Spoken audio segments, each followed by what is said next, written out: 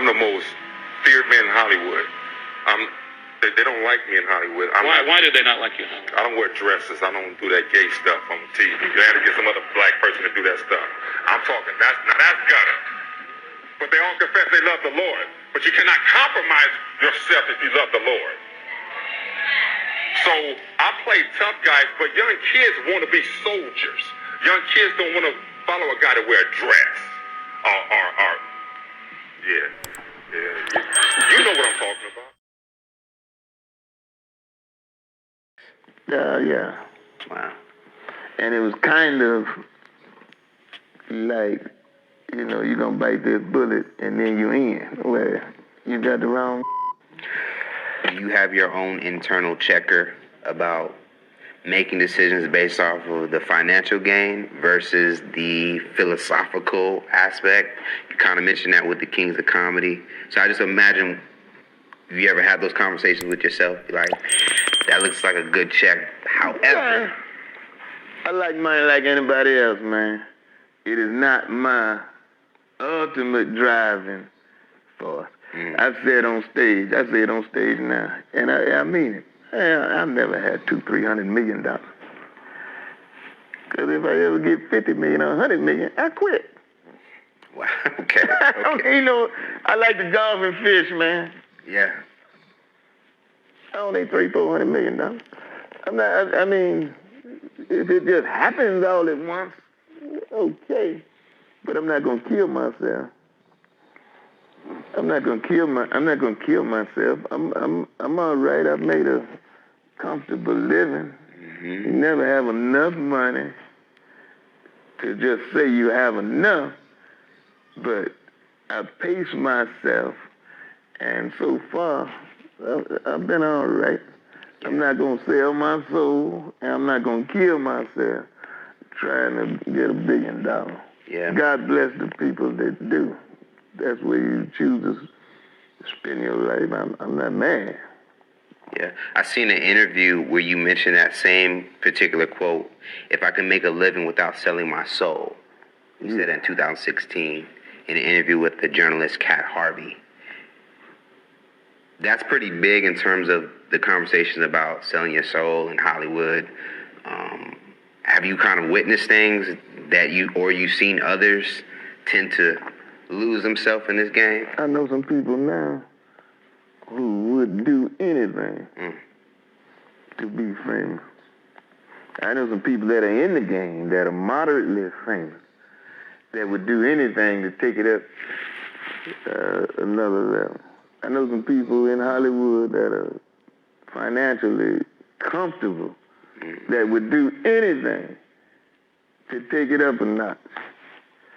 I mean, that's your prerogative, but it's just not my, and I ain't mad. I've already been blessed just to know some of the people that I know.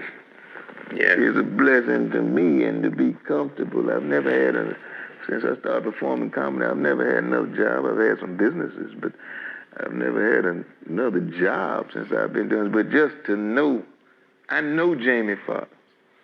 I know Monique. I know Steve Harvey. I know DL. So just to know them to me is, flattering. But am I gonna stay up all night trying to catch somebody? Nah. Yeah. Because, and just kind of hearing you seem very content about. Yeah, I'm content. I mean, I'm not complacent, but I'm content, and always have been. Even when I was popo, I was content, but not complacent. No. Yeah. Now you would do Friday. We got Friday, next Friday, then Friday after next. Naturally, things kind of progressed, moved on. But was there a reason why we stopped seeing you in more movies? Did you kind of make a decision to kind of step away from Hollywood? No, I was never offered a whole lot of movies. I was on Grace Under Fire for a year. Okay. Which was television, not movies. And, I did some bit parts and other things with I was on Steve Harvey, guest appearance Steve Harvey and Tracy Morgan show. But no offers came in movie-wise that I thought would be good for me to do and that I could, I hate to keep bringing it up, that I could tolerate in my soul. Now, I got offered some parts that I said I can't do that. Even though it's acting, and then it would start messing with your mind. Why would they offer me a part like that so far away? What do you want me to be a woman for when you got black women actresses who are funny in Hollywood, been out there trying to make it, and you want to give me a part like that? So they try to put you in a dress? Yeah. Wow. And it was kind of like, you're going to bite this bullet and then you in. Well, you got the wrong nigga. Yeah, that's a big conversation with... I ain't mad at anybody that does it. I'm just telling you about you interviewing me, right? Yes, I am. So, yeah, it's just a big one. We kind of did a episode on that. Kind of just at a point where we think it's a little played out. Even for the laughter effect of it, it's redundant. Yeah. I ain't mad at nobody that did it. Yeah. But, so I turned down a few of those. I don't know. Few? That may have been, well, maybe I say a few. Okay. 3 maybe. That's still a lot. Yeah. For them to kind of try to put that on you. Yeah. And I think that may have been a sign to the establishment that DZ wasn't about it. So it may have cost me career-wise. I don't give a damn. Yeah. We had Brandon T. Jackson. He did the movie with Martin, the Big Mama joint. He expressed that he felt that it actually cursed him in terms of life in doing that role.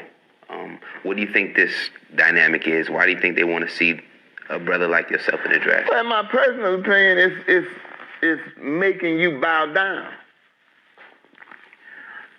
If you bow down, okay, all right. You want in? All right. Bow down. That's in my personal opinion.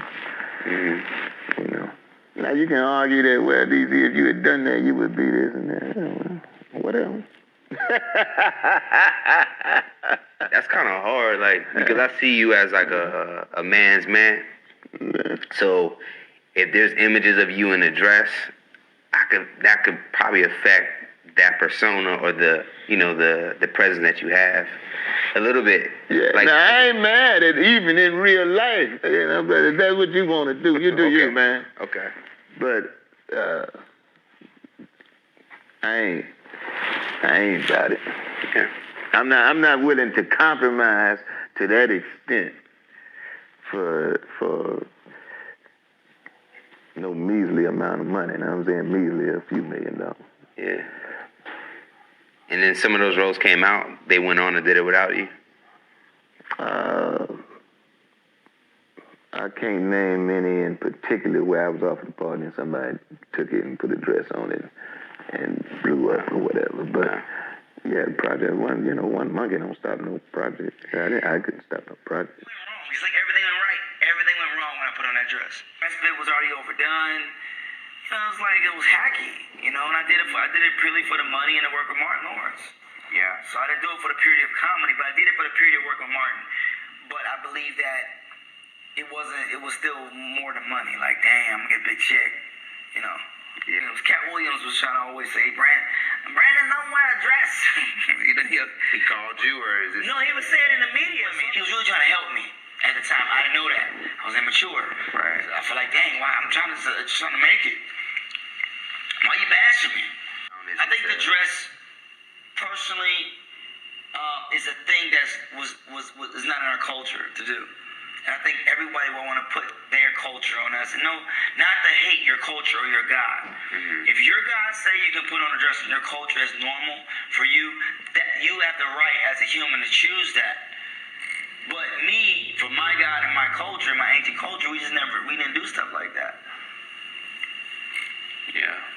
So I was cursed by it. I believe it was a curse that went with that personally, because nothing went right since then. That's truthful. No one can tell me, hey man, you thinking too much, man. You know, man. Everything went wrong. It's like everything went right. Everything went wrong when I put on that dress. I'm telling you, I lived it. Yeah. Is there any like Even Martin, things went wrong when he did it too, because Martin is very anointed. Martin is a very strong man. And Dave Chappelle said that too. He says things about that too. And something, if you look at Martin's Arsenio Hall interviews, you look at him now, something's changed. You know? Yeah, with Martin, I noticed It's that not a too. shot, but something's changed. Honestly, I think it's a spiritual thing, but everyone has their own journey.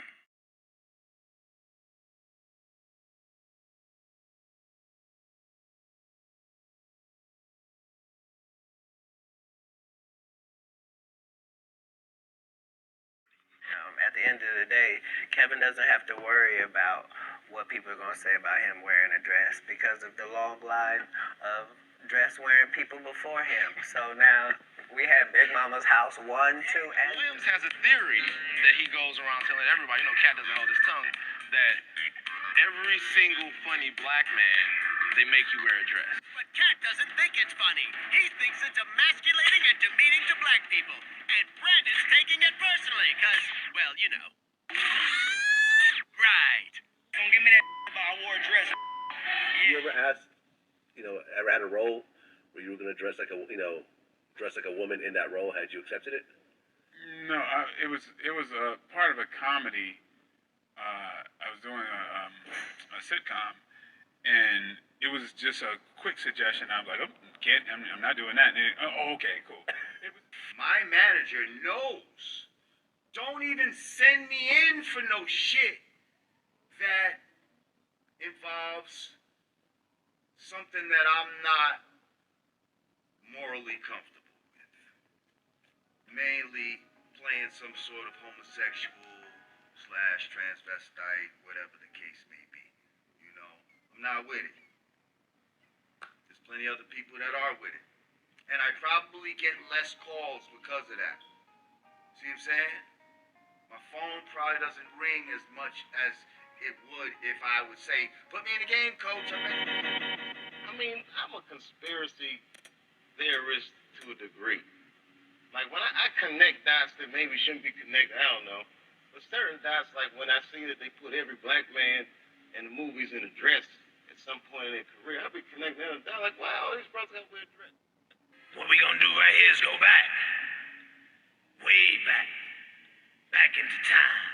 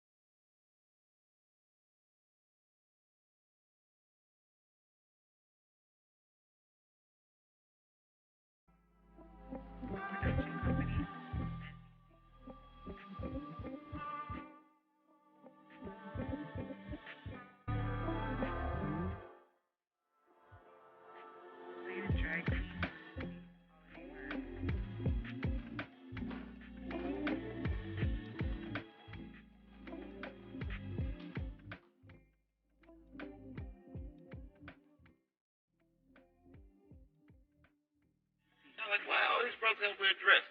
That's happened to me. I'm doing a movie with Martin. Yeah. The movie's going good. walk in the trailer.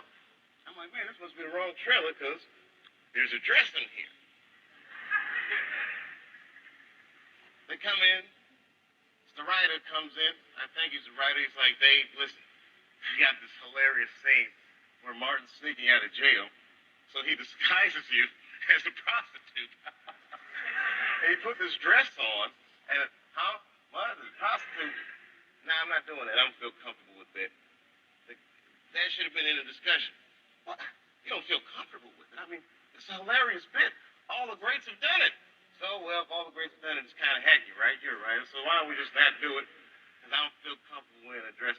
Oh, come on, Dave. Listen, we got it all set up. We're supposed to shoot. Every minute you waste costs this much money. The pressure comes in. He said, I'm not wearing no dress, man. I'm funnier than a dress. Just give me something funny to say. I don't even wear no dress to be funny. What am I, Milton Berle? We're going like this. And then finally he's like, and he leaves. And then, like, the director comes, Dave, it really would be great if you wear the dress. What is wrong? What is this, Brokeback Mountain in here? So then,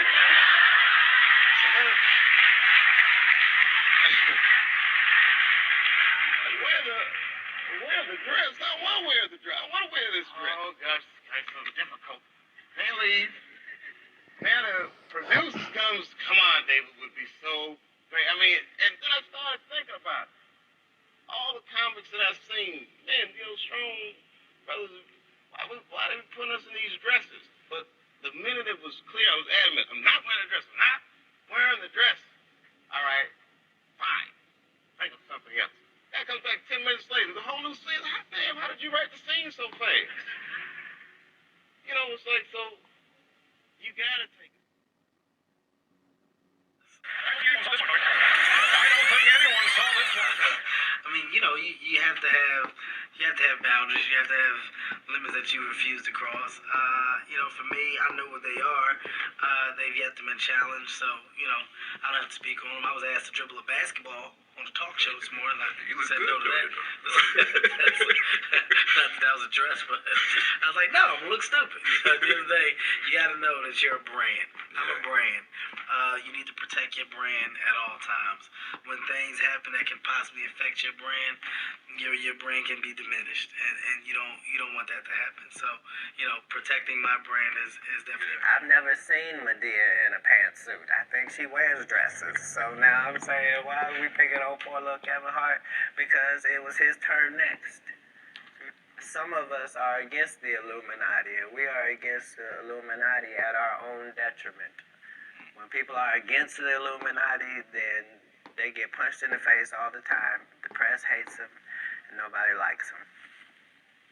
End quote. We all love Dave Chappelle. They don't want him or me or people like us. But now, it's not necessary for us to stir up that hornet's nest unless we intend to get stung 1,000,000 times. I didn't understand that. They had to sting me 1,000,000 times.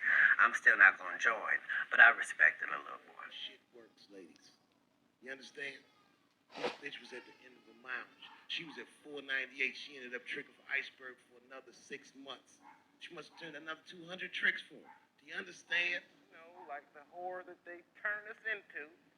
Jumped on that plane and left my father's bedside, which I regret to this day. Okay?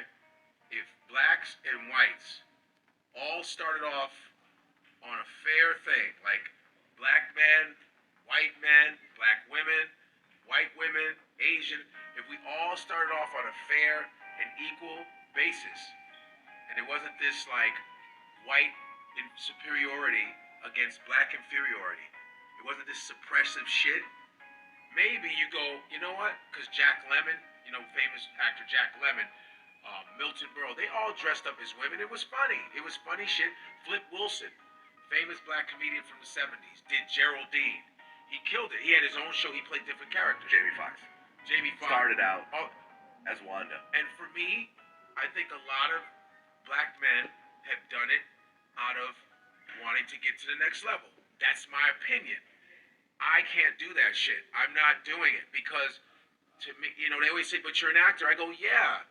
Like when they say, hey, would you play a gay role? I go, most of the time, when you play a gay role, it's just to shut down black masculinity. It's to shut it down, to kill the alpha, because black masculinity has always been a threat to the white majority. It always has been.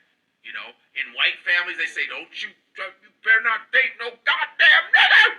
You know, a lot of Latin families get like that. The black masculinity has always been scared. But I noticed that everybody that has gotten to the top has put on a dress.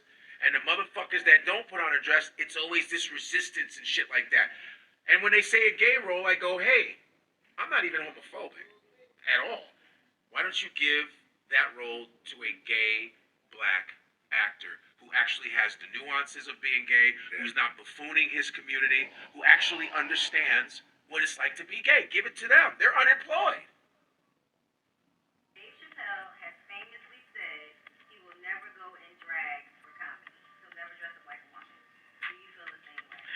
I feel the same way 100%. I had an experience where I auditioned for that movie, Holiday Heart. I didn't get it, so I auditioned in a dress. I was like, I would have to say I agree, support, and will follow Dave Chappelle's lead in saying I will never dress in drag for Hollywood, for anybody. But if I would have got that role, no, I'm just... There is a systematic effort to destroy every black male entertainer's image. They want us all to have an Kobe raped a white woman in Colorado. Dr. Cosby raped 37 bitches and is still counting. Nobody leaves this business clean. Michael Jackson fucked little white children. Michael Jordan? Michael Jordan gambled. Right, and then his dad got killed. You understand? They tried to tie that. You're not going to die clean. I mean,